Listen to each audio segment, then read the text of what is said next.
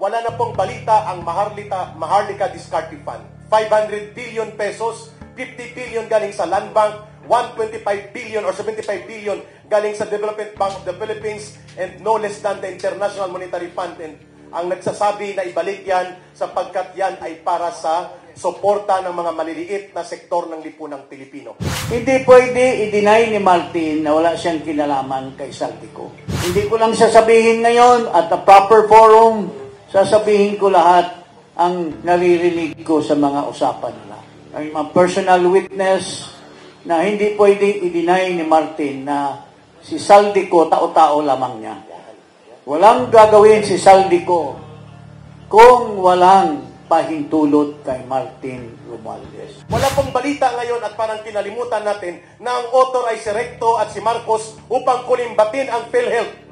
Ang sinasabi nila 60 billion lang nakuha, pero ngayon even the Secretary of Health does not know saan napunta ang 89.5 billion sa PhilHealth. Yan ay lantarang pagnanakaw na ipinatupad nila Marcos at nila Recto at ng kanyang gabinete. Bakit natin hindi yan bubuksan? Hindi lamang ang flood control project. Ang pangatlo, hindi nila inaamin, pero ito ay public knowledge, 25 kilograms of gold reserve. 25,000 kilograms of gold reserve amounting to 129 billion pesos. No report, no transparent update about this. So malinaw po na ang monumental restoration of plunder and corruption, ang arkitekto at punot dulo sa kriminal na pananagutan ay si Marcos at si Romualdez.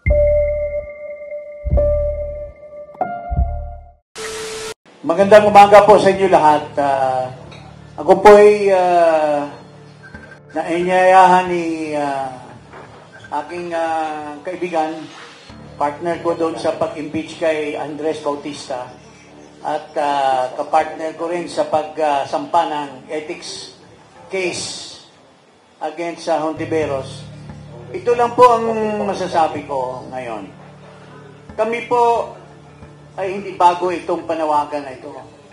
Yung grupo ko po, yung Marcos Alistian Movement, at saka yung Inday Cares na pinamunahan ni Karen Publete at yung mga kasama, at mga iba-iba pang grupo. In fact, ito, living witness namin, pinuntahan namin yung KOJC, ito si Bobit, pinamahan kami, nag-rally kami sa Davao, at kami po nag-umpisa nung maisog, pero hinayjack lamang ng ilang tao. Nawala na tuloy ang liderato ni Presidente Duterte. Mga kababayan, ako po, alam na alam ko, kasi kumpari kong buo si Martin, kumpari kong buo si Saldico. Alam ko silang dalawa. Hindi pwede i-deny ni Martin na wala siyang kinalaman kay Saldico. Hindi ko lang sasabihin ngayon at the proper forum, sasabihin ko lahat ang naririnig ko sa mga usapan nila. I'm a personal witness na hindi pwede i-deny ni Martin na si Saldico tao-tao lamang niya. Walang gagawin si Saldico kung walang pahintulot kay Martin Romualdez. And I will say that with evidence in due time. Mayroon po akong mga nilapit na mga congressmen na humingi, at sasabihin ko po yon later on. So, yun lang po. Pero nasaktan po ang damdamin ko nung nangyari sa Senado. Kasi may mga traidor. Itong dalawang bilyar, napaka-traidor nito. Alam mo, malaking tiwala ko dyan kay Manny Villar at kay Cynthia Villar. Noong una pa lamang, mga kababayan, noong 1998, nung tumakbo si Villar, walang-wala yan. Bankrupt na yung kumpanya niya.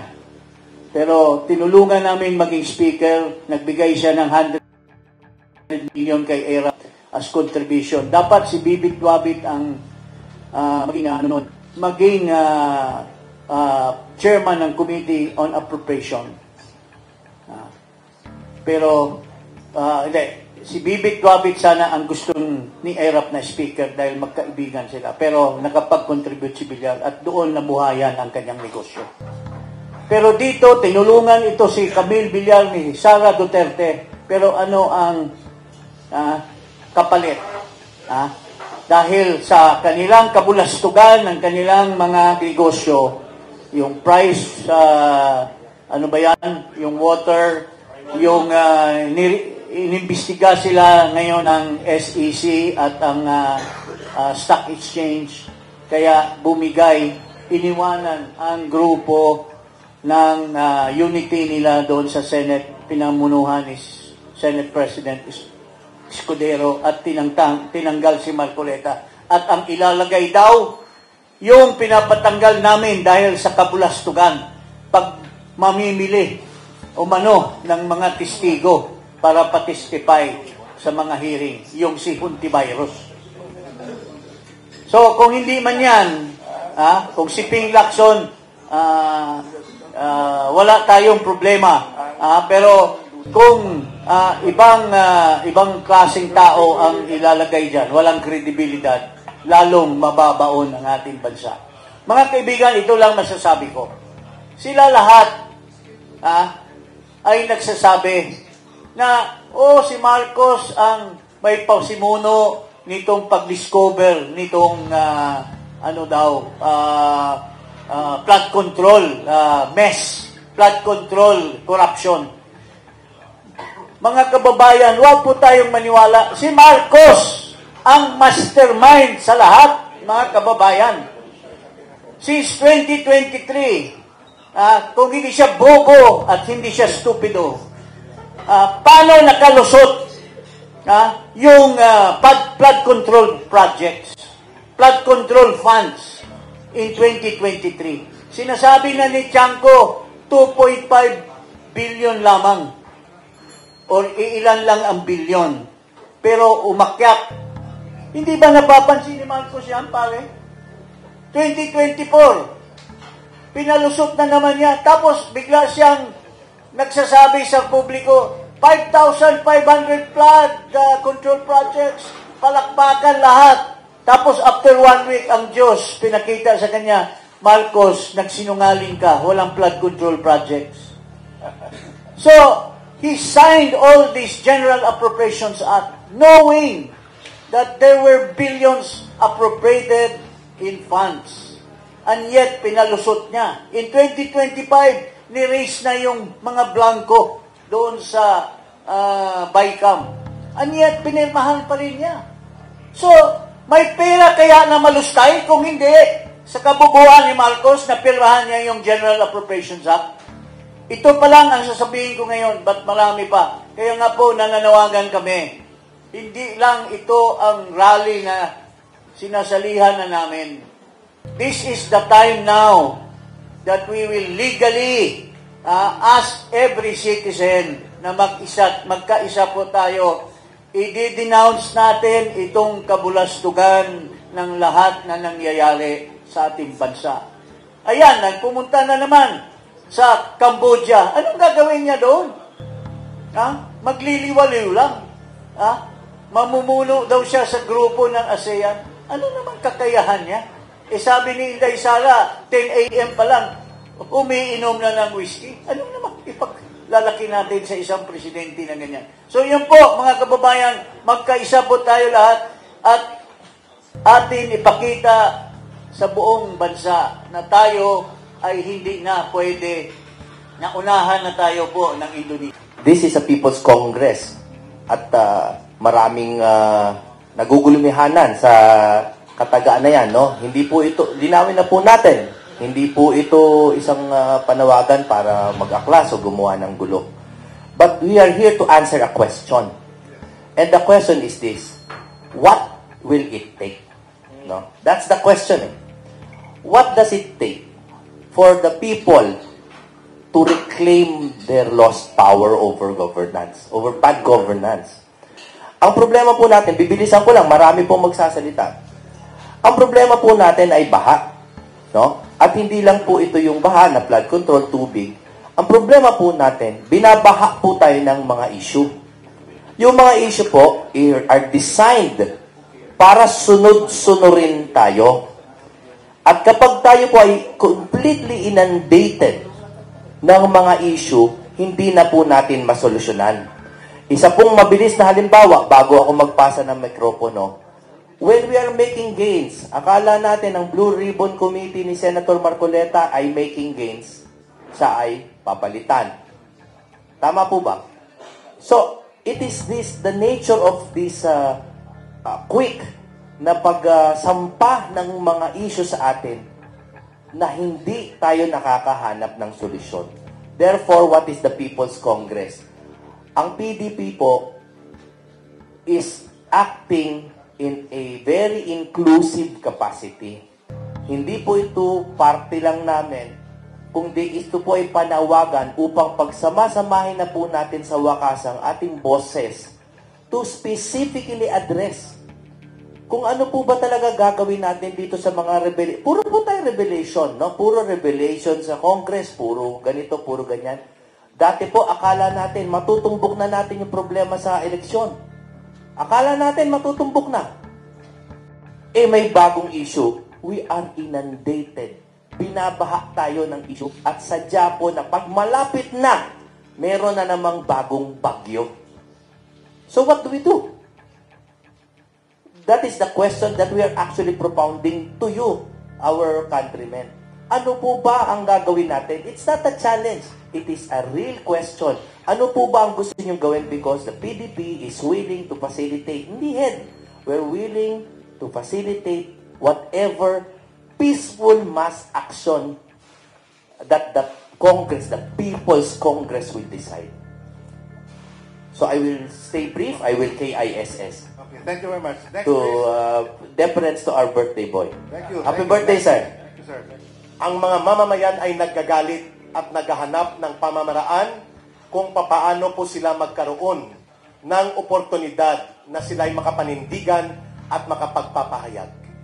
Malinaw po ang problema ng punot dulo, ang punong kriminal na inaakusa po ng sambayan ng Pilipino ay si Marcos at si Romualdez.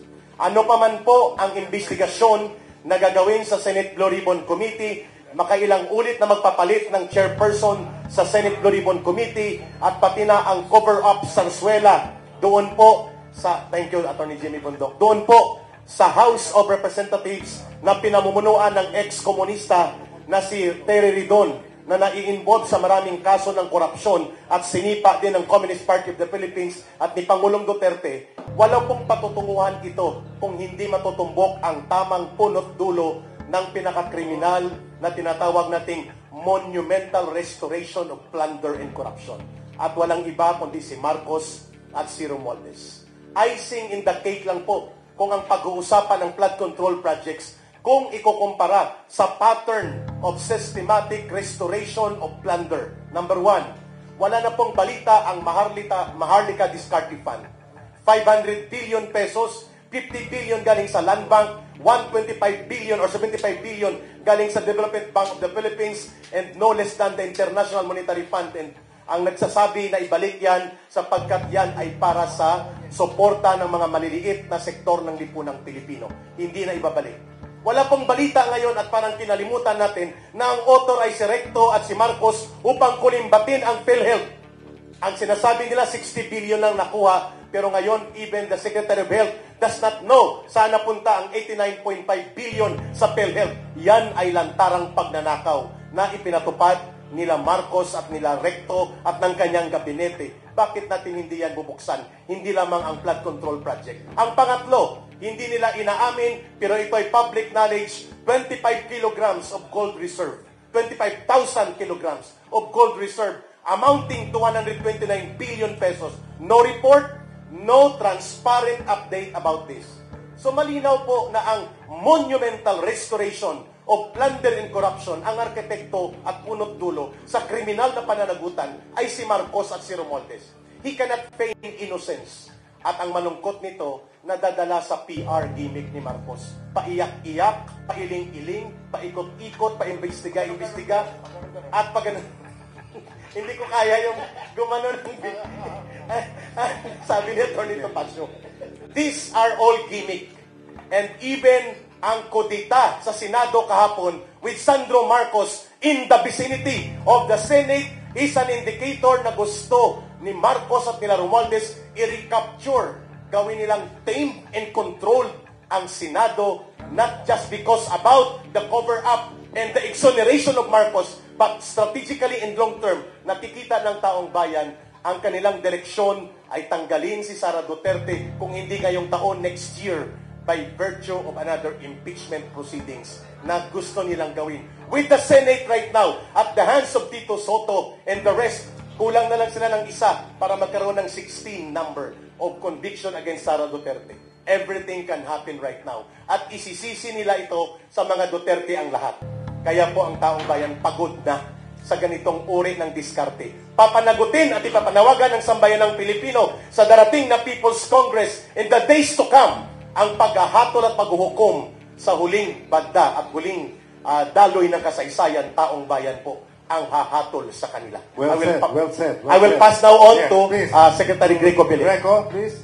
Magandang umaga po, Chairman Greco Belli ka po ng Federalismo ng Dugong Dakilang Samahan and former Chairman of the Presidential Anti-Corruption Commission. Una, sabi ko kahapon, si Senator Marcoleta, parang PACC, masyadong ginalingan, dinamay pati din ng Congress, ayun, una ding inabolish. But anyway, I am here because I love my country and I love the future. I want a better future for my children. Hindi na rin sa galit. Kung tayo magkasama-sama, hindi na yun sa galit. Dinala sa pag-ibig sa ating bayan. Wala ko tayong patutunguhan ng ganito. Ang politiko are unrestrained. Ang nag-iimbestiga ang dapat imbestigahan. Yung mga narinig natin kahapon kay Diskaya, alam na naman natin lahat yun eh. Wala lang magsalita. Natatakot magsalita. Alam na natin na kumukomisyon ang mga congressman, kahit hindi lahat. Alam na natin na kumukomisyon ang DPWH at ang mga implementing agencies.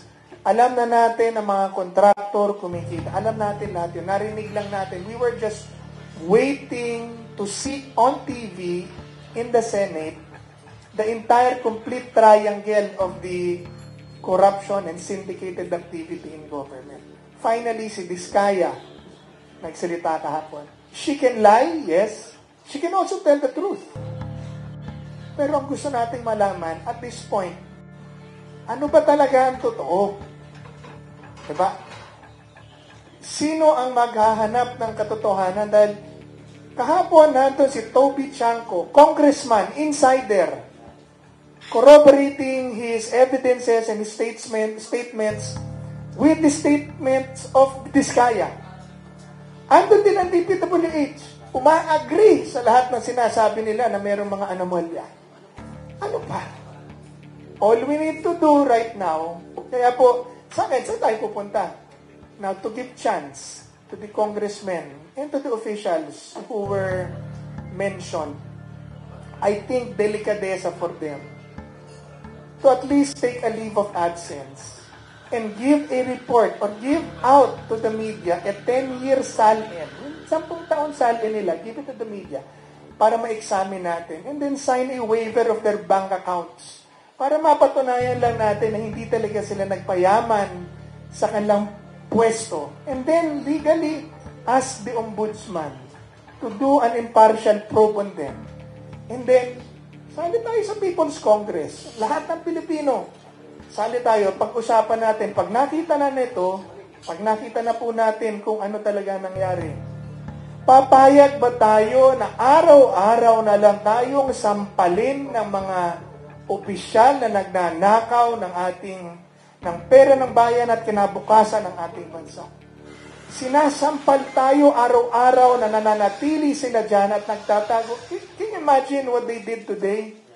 After the revelation of Diskaya, they now formed their own investigating committee, yung Infracom. Sila ang nasasakdal. Pero saan mo sila isasampay? Ito ko sabihin po, these are powers that we really have to work on reducing from government that this will not stop. Patay na tayo, ganito pa rin to pag hindi nagbabago. Mga anak natin will inherit the same thing. That's why I am here today to add my voice to the many voices of the people protesting. Thank you, Greco. Nationalism, patriotism, really, in the real sense. I have a 5-year-old son. What will I tell if it is not today? If it is not us, including all of you in media, even the waiters here,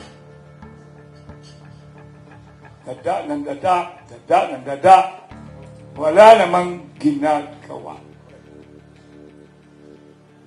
I've been into this. This is not new to me. Precisely, freedom movement last August 21 occurred, and I joined to be counted. And I am here to be counted. This is jokingly personnel computer, but this is People's Congress. Being a lawyer, we know too well. It's the people. It is us. Greater good for the greater number. General welfare. Vox populi. Salus populi is suprema lex. I am not for the advocacy, paasa ng boses or what not. Let's walk the talk. Let's walk the talk. If it is now, if it is not now, when? If it is not us, who? I am ready to be roasted, grilled. Though I have still 2 minutes, but I do not want to spend it in difference. Meron pa akong 2 minutes, but I'll rather bring it to question and answer. And I am ready, in behalf of PDP Laban, as Vice President for the Visayas 6, 7, and 8, and even Negros and whatever. Thank you very much. Good morning. Thank you, thank you. Alam ko po yung taong bayan ay hindi na po nasisiyahan. Alam ko rin po na marami po sa atin ay ayaw nang makialam dahil sa kailangan nila magtrabaho, wala na silang oras para po sa ating bayan. Alam ko na ginugugol nila ang kanilang oras para lamang kumita, para meron silang pagkain kinabukasan. Pero tayo po ay Pilipino. Tandaan po natin si Jose Rizal, doon po sa kanyang libro, The Philippines a Century Hence. Ang sabi niya, the free press daw, as well as free speech, will keep the government be informed of the opinion of the people. So kailangan po tayo magsalita. Kailangan po natin ipaalam sa gobyerno na hindi na po tayo masaya. Kailangan po may managot. Ano na po ang mangyayari doon sa mga bilyones, trilyones na pera na nawawala at napupunta sa ilang tao lamang? Kung wala tayong gagawin, ano na po ang mangyayari sa ating bansa? Ano na po ang mangyayari sa ating mga anak? Isa lang po ang bansa na binigay ni Allah Subhanahu wa Ta'ala sa atin. Kailangan po natin itong protektahan. Kung hindi tayo gagawa para sa ikabubuti ng ating bayan, sino po ang gagawa nito? Kaya nga po, let us exercise our freedom. Ito po, Article 3, Section 4 ng 1987 Constitution. Nakasaad naman na yung ating karapatang magsalita at magpetisyon sa gobyerno for redress of grievances ay protected naman. Sa 1973 Constitution, Article 4 po ito. Article 3, Section 1 under the 1935 Constitution. And doon po sa ating history, protected po ito maging sa Jones Act maging noong pang 1902, noong na-create po yung pag-control ng mga Amerikano dito. Kaya nga po, magsalita tayo, ipaalam natin sa ating mga lideres na hindi na po tayo masaya. Nasa kamay po natin ang ating kinabukasan. Sovereignty resides in the people and all government authority emanates from them. Kaya ipaalam natin sa gobyerno, tama na po, grabe na ang korupsyon. Magsalita tayo, let us work for what is for our country, what is the best for our country. Good morning po, I'm Engineer Henry Sabate, a legitimate contractor and the founding chairman of iCare PH Advocates Incorporated. Ang organizations po namin is national level, including international. Marami po tayo, organized na po yung organizations natin at ang advokasya po natin ay humanitarian. Marami at naapektuhan na po ang buong bansa sa mga corruptions na nangyayari sa ating lipunan. Kami po ay handang tumulong kung hindi kayang gawin ng ating gobyerno. Nandito po kami, itong organizations namin na non-stock, non-profit. Willing po kami makikipag-collaborate sa mga taong naapektuhan at willing po kaming tulungan po sila sa abot ng aming makakaya. Ako po yung nagpapasalamat at ang isang kaibigan ko po na si Curly Discaya ay nag-testify na po at alam ko po ang lahat na sinasabi niya ay totoo bilang isang kontratista po. In fact, kaibigan ko po siya. Lahat ng sinasabi niyang corruption at lahat ng sinasabi niyang structure ng type of corruptions, totoo po yan. Yung mga sinasabi niya, mga DPWH na, alam mo itong mga SOP, totoo po yan. Mas naniniwala at kapani-paniwala ang mga sinasabi ni Curly Discaya, yung mag-asawa, rather than doon sa mga dinidepend ng mga DPWH and mga congressman. Kaya nandito po kami at willing na willing po kami pagpatuloy ang aming serbisyo doon po sa naapektuhan ng dahil sa corruption. So maraming salamat po sa taong bayan at maging sa media po, nagpapasalamat po ako lalong-lalo na po sa PDP. Maraming salamat po. Thank you for keeping it short. Please introduce yourself in your opening statement. Magandang umaga sa ating mga kasama. Ako po si Atty. Manuelito Luna, ang convener for NCR of the Save Sara Movement and the Sara for 2028 movement. In behalf of my organization, together with Attorney Salvador Diputado of Bohol, our founder, andito po kami na kikibaka kasama mga nasyonalista at patriotikong Pilipino para masugpo na once and for all itong problema natin na korupsyon na mas matindi pa sa cancer ng ating society. Ito ang pinakamatinding problema natin because ito ang nagpapalubog sa ating bansa. Kailanman hindi tayo magiging progressive, develop, at tatayo bilang bansa na great, na pinaglaban ng ating mga bayani kung patuloy ang pagnanakaw ng mga politiko, mga ganit, sakin sa kapangyarihan. I accuse them of destroying this country. Kaya na lang, sobrang kanilang pagka-defensive. We know that. As a lawyer, they will definitely deny all the accusations. The Discayas may not be the most safe couple in the Philippines, but they are capable of also spilling the beans. Kaya nga sila nasasaktan eh. Biglang-bigla na lang, ni-reorganize ang Senado, tapos tatanggalin nila ang chairman ng Senate Committee na nag-imbestiga dito sa katiwaliang ito. Klaro ito, that this is a big cover-up. This is a whitewash of the investigation. And I accuse these congressmen and all their supporters and handlers. Mahiya kayo, mag-resign kayo. You have no right to be in your positions a minute longer. Thank you.